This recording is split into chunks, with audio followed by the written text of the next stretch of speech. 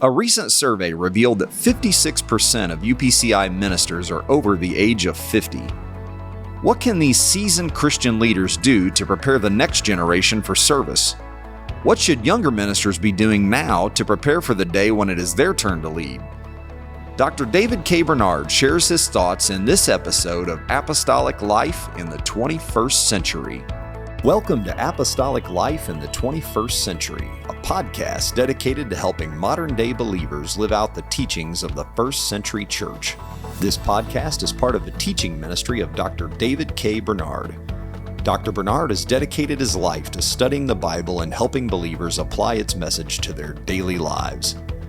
In Apostolic Life in the 21st Century, Dr. Bernard answers your questions about what the Bible teaches and how those teachings apply to everyday life. Thank you for joining us for this episode.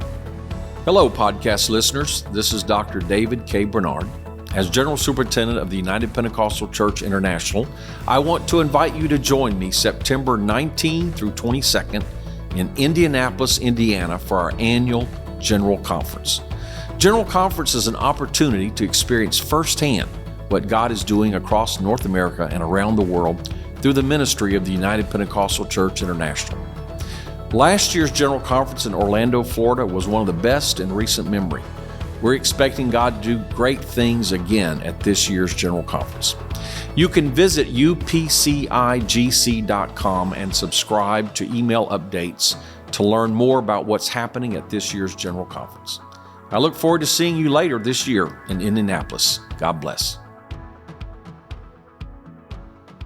In your book, The Apostolic Church, you included a chapter titled Planning for a Successor, and you opened that chapter by writing that someone has said, to be successful, you must have a successor. And then you added, nowhere is this statement more applicable than in pastoral ministry. The reality is no matter what ministry we're in, none of us will be in that ministry forever. I was looking at a recent survey of UPCI ministers that showed that of the, at the time, 11,267 credentialed ministers, 56% of them were age 50 or older. And while we're not trying to push anybody off the scene, I think you've pointed out it's wise to plan for that inevitable day when we're no longer around. What advice then would you have to offer to those who are looking that at some point in the future they're going to need to pass that ministry baton? What words of advice would you have to those leaders? And then what words of wisdom do you have for younger leaders who may be charged with running that next leg of the race? That's an important question, and I think perhaps even asking the question, discussing it is a big part of what we're talking about. We're trying to create a culture of team leadership and transfer of leadership. So when you're developing a team, then it's easier to think of a successor. If you're a solo leader, then it's hard to think of one person replacing you or when you want that to happen. And more broadly, my book, Spiritual Leadership in the 21st Century, talks about leadership and principles of leadership. It talks about how you should develop a team, how you should be a servant leader, how you should develop a culture of sharing authority and responsibility or delegating. The goal of the leader is not to do everything, but to develop a team that together they can do what's needed. So once you start thinking in those terms, then it becomes a little easier to think about a successor because it's just a natural outgrowth of what you're doing now. And by the way, Garry Tracy, one of our senior ministers, has an excellent book on planning for a successor that I highly recommend. And he does the same thing I'm doing here. Not only does he talk specifically about how to make a transition, which he did with Aaron Batchelor here in the St. Louis area, but he talks about the principles of leadership because really you can't just separate this discussion from the overall concept of being a servant leader, a team leader, a leader who delegates, a leader who shares, then it flows naturally. And if you don't have that style of leadership, it becomes very difficult. So I would say, first of all, for a senior leader, even long before you're planning a specific transition, you should develop this style of leadership where you delegate, where you share, where you mentor. When my wife and I started the church in Austin, We had to start just about every department and lead it to begin with. But from the beginning, our goal was to work ourselves out of a job so that we could do something else. So we were constantly, my wife was the first music director, the first ladies leader. I was the first outreach director, but I was the first men's leader, so to speak, such as it was. But in each case, we weren't trying to hold on to that position. We were trying to develop someone else to give that position to so we could focus on more directly our task, or so that we could start the next ministry. And so we're in a constant growth mode or transition mode. So long before you're actually needing a successor, you start developing leaders under you, a constant culture of discipleship in the church, followed by a constant culture of leadership, trying to elevate leaders. And so you use assistants, even when you don't need them, even when you could do everything yourself. You divide up your job and say, okay, what can only I do right now? And I must focus on that. But if it's something that someone else can do, I need to share it. And even if they can't do it as well as I can, if they can do it 75% or 80%, or I can train them to the point they can, probably that's good enough. So for example, maybe I'm the best Bible study teacher, but I can't teach 20 Bible studies. So if I have to be the only Bible study teacher, I'm going to limit myself. But if I can train others, then there's no limit to how many Bible studies our church can teach.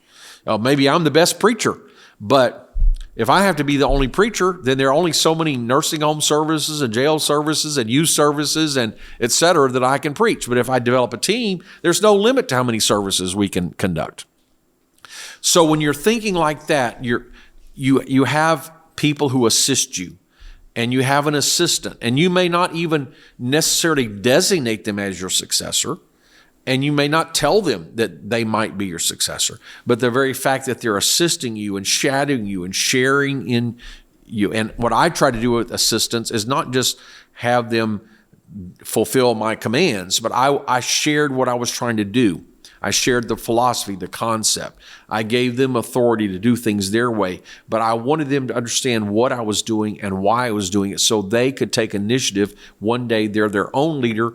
They wouldn't do things exactly like I would, but at least they would know what I did and why I did it. They would have something to gauge or judge by.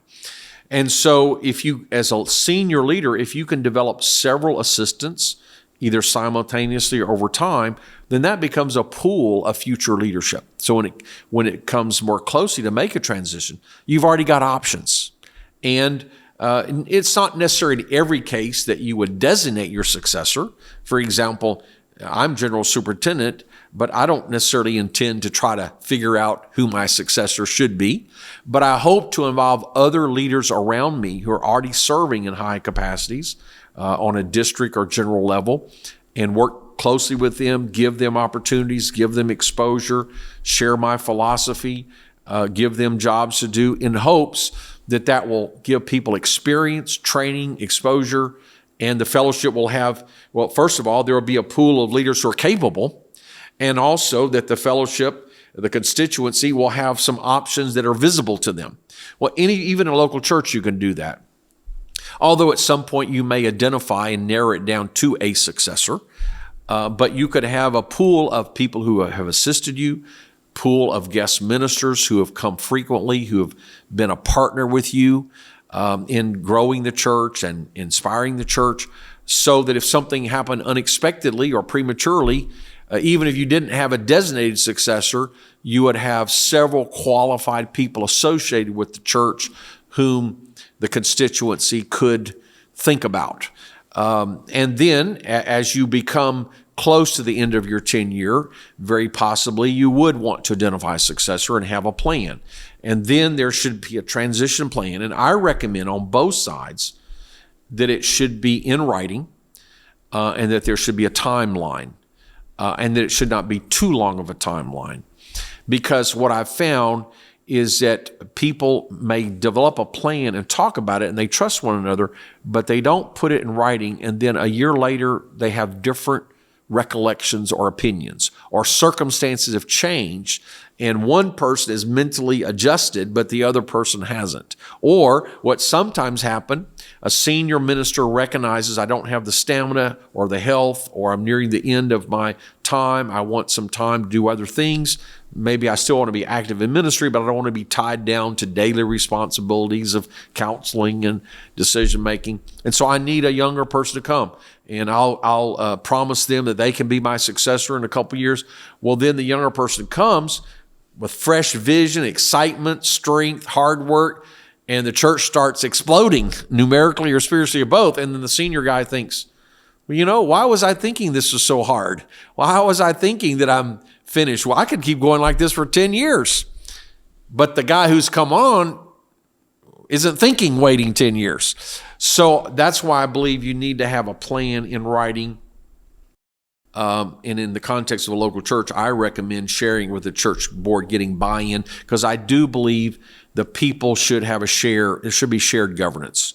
So the people should be part of the process. It shouldn't be a unilateral process, but the people should have a say in who their pastor will be and who the successor pastor will be. So it should be a joint effort of pastor, church board, congregation. Should be a defined plan. And for someone who's on the receiving end, I would advise that you have a definite plan. But you come to honor, to respect, not to challenge, not to force. And even when the leadership is turned to you, you still honor, respect.